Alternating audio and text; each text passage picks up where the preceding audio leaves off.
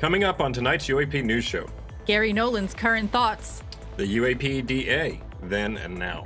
Lou's book hoax, The FOO Fighters are back, but not how you think. is Japan creating their own AARO, Another UFO seen in New York. and the upcoming MUFON Symposium. Hey there, beautiful souls. It's your girl, Allie, and we are back at it again for another episode of UAP Society's weekly UAP and UFO news show. I am stoked to get started, so without further ado, Justin, say hey. Hey there, Cosmic Thrill Seekers. This is Justin, and let's get right into it. Up first, Dr. Gary Nolan's current thoughts. This week, Gary Nolan appeared on That UFO podcast with Andy to discuss things like threats to whistleblowers, his own experience with intimidation, and so much more. Gary has a way with words and is super knowledgeable on the UFO topic, so we wanted to highlight this conversation. Let's check that out now. And I want to ask Gary, in the last 12 months, I think it's very fair to say that your colleague, I don't know if he's a friend yet, whistleblower David Grush, came forward and has probably had the single biggest impact in the world in terms of UFO UAP. And I say that as someone based in the UK. That made headlines over here. That made our news, which is a very difficult thing for any UFO conversation to do. And recently, another friend of yours, colleague Lou Elizondo, in a statement said he was aware of threats made against himself, his family, and other whistleblowers. I'd love your take on that and how you see that playing out. And do you think this could put a stop to other whistleblowers coming forward? It certainly casts a pall. I mean, I know the specific incident that Lou is discussing, and it was real, and it's real, and it's ongoing. That information might go public. It's not my place to say it, but it's pretty serious. I mean, look, I got a phone call myself at one point, basically telling me to be careful how I was talking about things. And I won't go into the specifics of what was said and all the rest, but it shook me. It was a call from somebody in the government or representing what was being said in certain circles. And it was a threat, that was the first time I ever felt, okay, this is getting personal. It wasn't a threat by them. It was telling me that the way I was talking about things, I needed to be careful because there are others who will. Knowing, again, what Dave and Lou have been going through, it's like what I said at the SALT conference. It's not. I was asked, what is the best evidence? Absent, a UFO landing on the White House lawn, is what your government is doing about it and the basically pretzels that they're twisting themselves into to not talk about it or dance around the subject. I mean, if there's nothing there, release the data. Mm-hmm. Exactly. I mean, that's just a fact. If there's nothing there, release the data. Or why are you acting so guilty?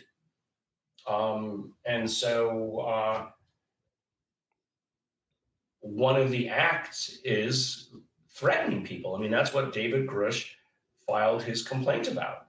He didn't file a complaint to say that there are UAP. That's not a whistleblower. That's not whistleblowing. Whistleblowing is about reporting an illegality. You cannot whistleblow just because you know something. You can only whistleblow if it's an illegality. And so that was what Dave was doing. Now, moving forward, people got very upset, let's say last year, and depressed because the NDAA didn't have the UAP Disclosure Act. Well, guess what? It's being rediscussed and it's being rewritten to address last year's problems. So I think, moving forward, just because the opposition won one battle doesn't mean that the war is over. Mm-hmm. And so those of us who are continuing to work on this and saying, okay, well, if you say there's nothing there, that's fine, but you haven't shown us the data. So why don't we write a law that says the data gets released? And if you still think there's nothing there, then why aren't you letting the data get released? So there's a lot of good arguments, and they're basically backed into a corner at this point. And so I'm quite positive about what the outcome is going to be. If not this year, and if not next year, then the year after. But, we'll see. I'm happy with the movement that I'm seeing so far. Yeah, anytime somebody comes out and says that they've been threatened, they should definitely take it seriously. Mm-hmm. There's, you don't want to think that, oh, it's nothing, and put it on the back of your mind or just dismiss it, because what if it is real? What if it is true?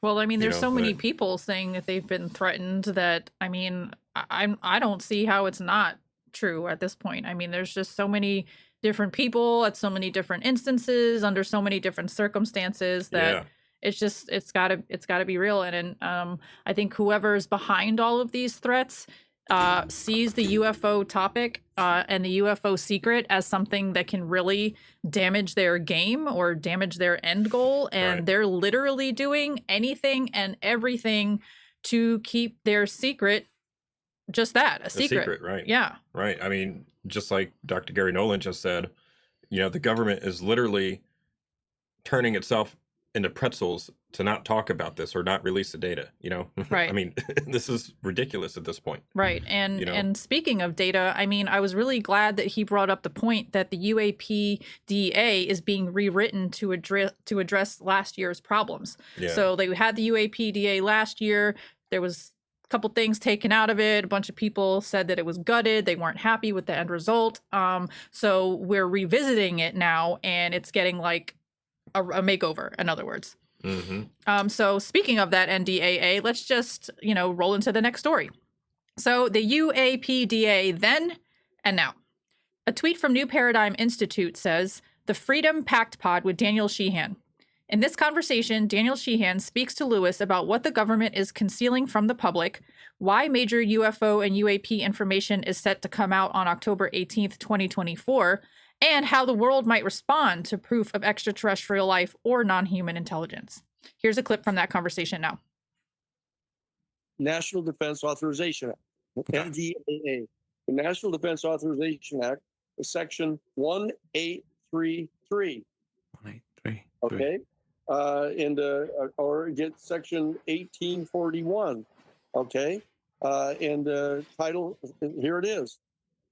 Here's the statute. Yeah. This is the 24-page bill that actually got passed. This is the 64-page bill, the much bigger 64-page bill that was passed by the United States Senate. Okay, and here's the bill that was passed by the House of Representatives, the 24-page bill, and it says right on here, it says within 300 days, you are ordered to transmit to the National Security Archives all of this information that you have. This is right. These are the provisions. These are the provisions here. That's why you have lawyers to say, look at there's the bill right there. That's the law that was passed by the United States Congress, and it says that you shall have this all gathered together and prepared to give to the National Archives 300 days from the enactment of this statute, and it was passed into law and signed by the president on December 22nd of 2023. And so you just add 300 days to that, and you got October 18th. But nobody wants to mention that. Nobody wants to say, well, October 18th, hello, why isn't every newscast starting, we're now 280 days from the revelation. I mean, you should have this countdown clock going in the background of every news program, but there it is. Wow. Well, I'm certainly going to start a countdown clock of my own, because that is amazing. So that was then, and this is now. To bring us into the current moment, Klaus had this to say. Round 2 of the UAP Disclosure Act is 46 pages. Let's fucking go. Let's do this. Yeah. You know, I really hope that they're going to be able to pass the new one. Mm-hmm. You know, I really, really Yeah. do. But that still remains to be seen. Right. You know, the main concerns, you know, was the eminent domain. I think that was the biggest one. Yep. Right? And I think that's why it had so much pushback. Yeah. I can see both sides' points, right? It took me a minute to And- warm up to it, but yeah, when Tim Taylor from Skinwalker Ranch was like, well, you know, if they pass eminent domain, that means that if we undig this mesa and find a UFO, the government can just show up and say, oh, that's our property. We're going to snatch that from you. It's no longer yours. And when I realized that that's how it would like idealistically work out if it were put into play, I was like, oh, yeah, I don't know if that would be such a good idea, because like, let's say they do uncover a UFO, or let's say a UFO lands in our backyard 5 minutes from now, you know, that means that they would just show up, confiscate it, and nobody would ever hear about it or see it again, and it would just get hidden. And that is our crazy ass dog, Sadie. Sadie. So you're hopeful that the new one is, you know, something sufficient. I'm also hopeful with what Danny Sheehan was talking about with this October 18th, 2024 date coming up. Yeah, so that was passed into law, so it is law. It is, but that doesn't mean they're going to follow through. That doesn't mean they're going to... Right, doesn't mean they're not going to try to file, let's say, some kind of extension. Yeah, they're going to pull some bullshit. I don't know. You know what I mean? I hope not. Yeah, I hope it turns out to be what we're hoping it is. You know? And what we're hoping it is, you know, some new information that'll move the ball, or that'll move the ball down the field. Yeah, right? yeah, just a little bit further. Right, exactly. A little bit, you know, something to move the goalpost, so to speak. You know, so I'm hopefully optimistic.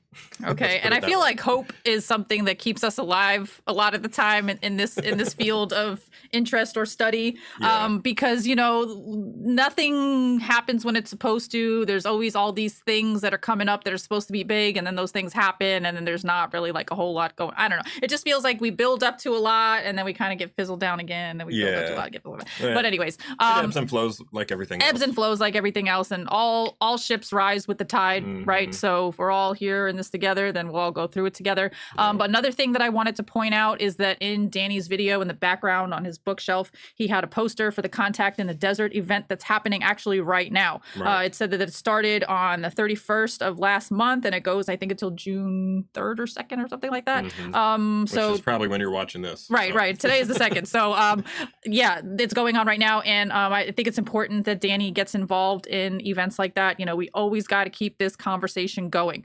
Talk with your family, talk with your friends. You know, even if they don't really have a whole lot to say about it or don't know a whole lot, you're still planting those seeds, guys. You know, when you plant a seed, you don't expect fruit the next day, right? You got to let it grow. You got to nurture it. You got to water it. You got to let it get some sun and grow a little bit. So, I mean, this subject is kind of like this is kind of like the same thing.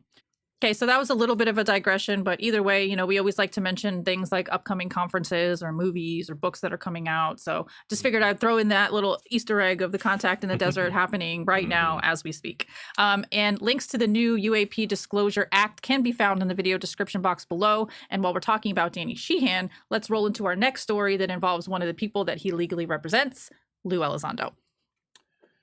Lou's book Hoax. Last week, we spoke about Lou Elizondo's new book called Imminent that finally got DOPSR approval and is available for pre-order. Well, it turns out that some opportunistic creep took advantage of this moment and decided to dupe people into buying a bunk book. To better understand, let's hear from Joe on Twitter, who tweeted this. I asked my wife to add/pre-order Lou Elizondo's book to our Amazon list. I was shocked when she said it arrived 2 days later. Not a good sign. No. So he goes on to say, needless to say, they were scammed. Read the Amazon description, everyone. And in response, Lou Elizondo posted this. Hi, folks. I'm the only author of Imminent. I don't know what these others are, but either go to my website or straight to HyperCollins to get the right links. And we'll put the link down in the description. Yeah, so... Wah, wah, wah. I mean, you got to be careful. I looked at the listing and you could see it on Lou's tweet how they look very, very similar. But the author is different. And The UFO doesn't have an S on the end of it on the book oh, it cover. doesn't? I No. missed that part. Okay, you just learned something new. And also the date that you're expected to get it is different because this is a pre-order. It's not for a while that this is going to come out. So looking at Lou's tweet, you can definitely see the similarities between the two listings, but different author, missing S on the UFOs, and different expected date to get the book. Now, the official date is August 20th. So if the listing says anything other than August 20th, you got the wrong one. So when you go to order your copy, please make sure to read the details, specifically looking at the author, the date it's expected to arrive, just to assure you get yourself an official copy and not a counterfeit one. Yeah, and also the store that says who you're ordering the book from, it literally says Lou Elizondo. So that is the store name. So make sure you get the right one. Yeah. And next on the list, the Foo Fighters are back, but not how you think. When most people hear about the Foo Fighters, they think of one of two things. Either the famous rock band from the 90s with David Grohl singing Everlong, or they think of the mysterious orange lights that were seen by the 415th Night Fighter Squadron during World War II. But now they're going to have a whole new meaning.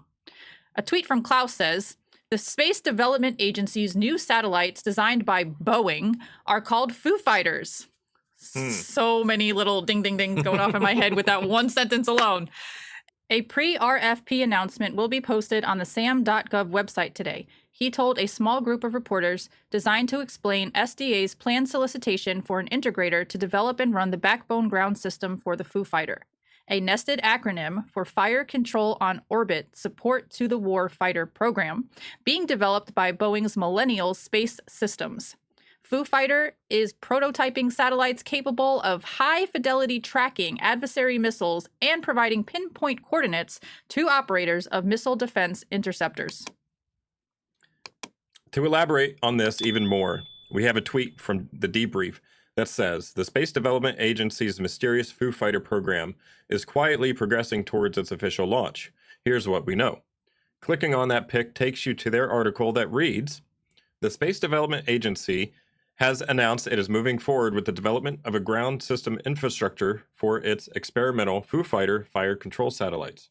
Boeing's Millennium Space Systems is developing the fire control on orbit support to the warfighter or Foo Fighter system. The system will involve an array of 8 prototype satellites capable of high-fidelity tracking of adversary missiles and providing precise coordinates to missile defense interceptors. The program will accelerate the ability to provide fire control in support of global detection, warning, and precise tracking of advanced missile threats, including hypersonic missile systems. According to a draft solicitation released by the SDA last fall, the F2 system will demonstrate advanced missile defense capability by incorporating fire control quality sensors into a prototype constellation, the solicitation adds. This week, it was revealed that the first request for proposals for the experimental satellites is set to be released on June 18th, according to the SDA director, Derek Tournier, who spoke with reporters on May 24th. So, yeah, that seems like a lot, right? Yeah. What's coming to my mind is this is another sort of sensor platform that could be able to track UAP, right?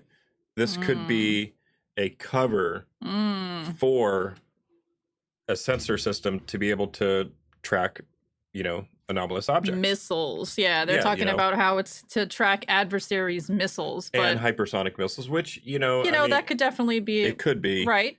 However, I think we already have those systems in place. Okay. To be able to track hypersonic missiles. I mean, I think the United States government has the capabilities to see and track any object that is within our skies or even low Earth orbit. Yeah. I think we already have those capabilities. I really do. So this is all a ruse I think this could be a ruse or a cover, to put more advanced sensors, in place to be able to track new anomalous objects. And what do you think about the fact that this is all a Boeing project? Yeah. Man, You know, so many implications here, right? You really got to think about it. It's like it's made by Boeing. They're using the term FOO Fighters, which really is a UFO event. Right. And it's space satellites with lasers to track down adversary missiles. Or be able, with lasers, to be able to shoot them down too. Right. But I mean, I just, when you think about all these little nuances, it's like, yeah, right.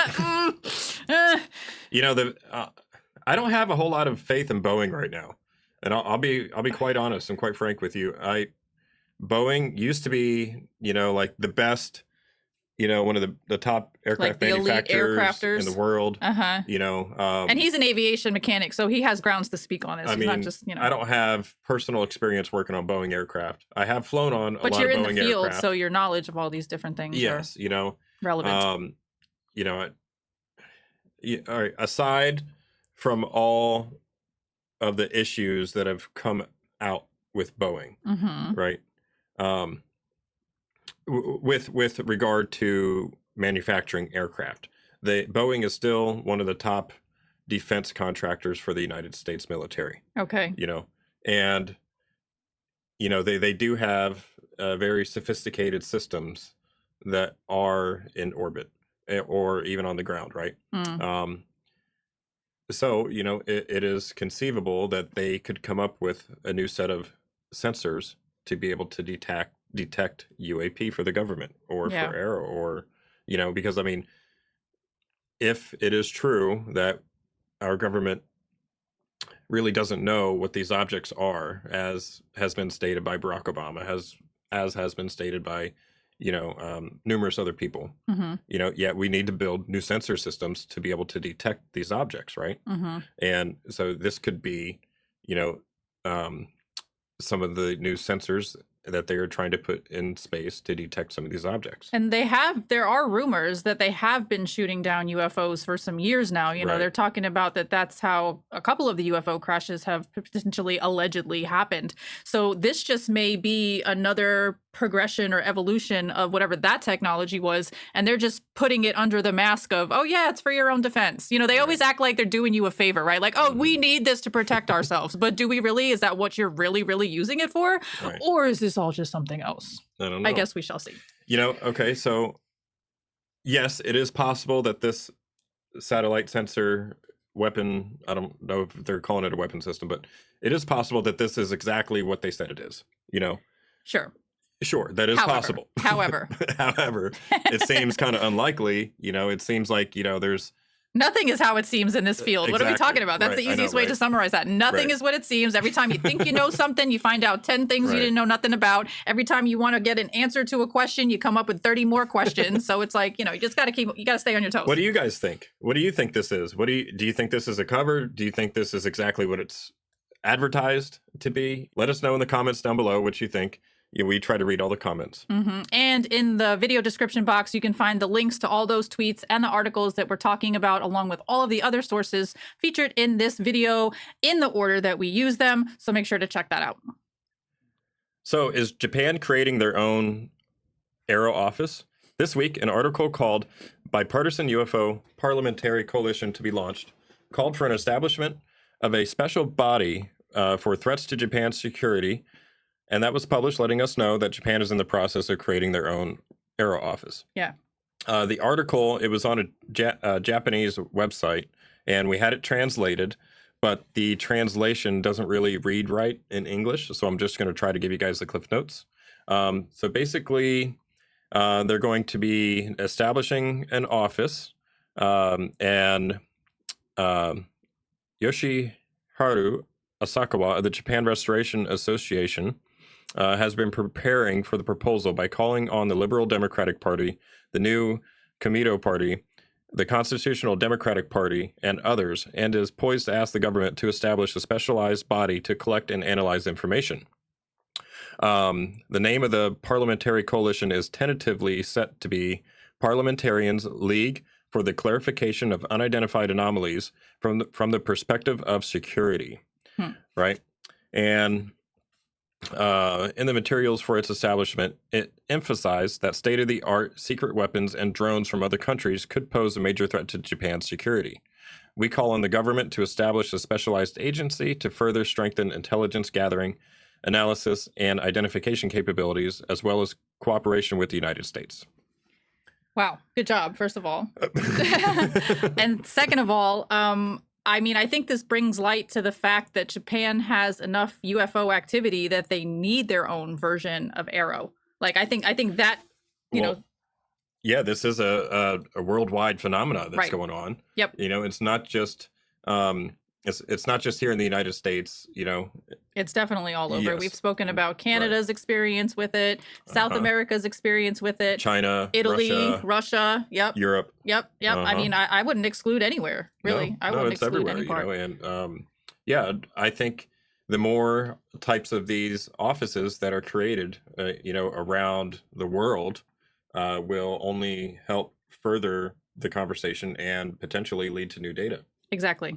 And I have high hopes for them. I really do. I hope that their version of AARO is a little bit more truthful and forthcoming with information and less, you know, misinformation driven or trying to evade the question and speak around the issue. So I hope that they have good luck with that. And I would really, really like to know what your thoughts are on this new Japanese endeavor. Were you aware that Japan had such a large amount of UFO activity? Do you think they are going to have their own version of Sean Kirkpatrick pants? I really hope not. Or do you think that they will have better luck? Let us know in the comment section below. Next up, another UFO seen in New York. A few weeks ago, a UAP was seen over LaGuardia Airport by a plane passenger innocently taking a video of the New York City skyline from aboard her flight. Well, this week, during a Blue Angels air show on Long Island, another UAP was captured on video, this time by no other than TMZ themselves. An article from TMZ called Another Alleged Sighting in New York During Blue Angels Show says, another alleged UFO has been spotted in New York City. If you buy this blink and you'll miss it footage, that is, which looks eerily similar to other sightings of late.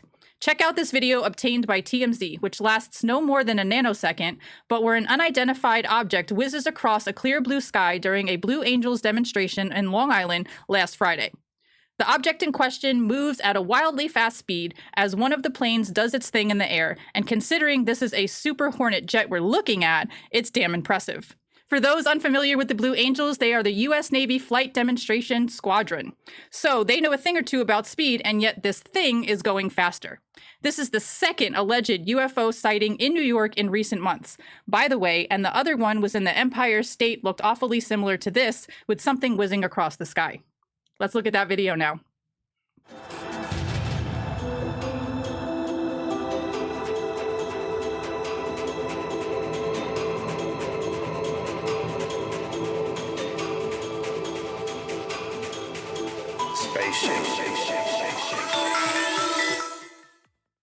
You know, I happen to think that these aliens or these extraterrestrial beings know when there's something big going on outside, to where there are going to be a lot of people looking up, and they're just like, yo, let's do a drive-by of the ship real quick, you know, and they just zip through the screen. Yeah, but did anybody else, you know, see it from the ground at the air show? Or was it only recorded? I mean, you know? If TMZ caught it, I don't know. I mean, it's definitely a possibility that other people did. I mean, when we went and saw that Blue Angel show in Jacksonville, there was a whole mess of people there recording with cameras and video and like everything from a cell phone to like professional news grade cameras was there. Yeah. So I think it's interesting. This is another one. It's definitely an interesting video. I don't think it's definitively proven one way or the other what it is. No, not yet anyways. I feel like, you know, some of the skeptics skeptics slash debunkers, right? Yeah. I think they could definitely say it's could be an object that's much closer to the camera, you know, indicating that it could be like a bug or a bird, you know, and be caused by parallax as the reason why it's moving so fast. Yeah. The same shit they always do. I feel like that's what they're going to come out and say. Yep.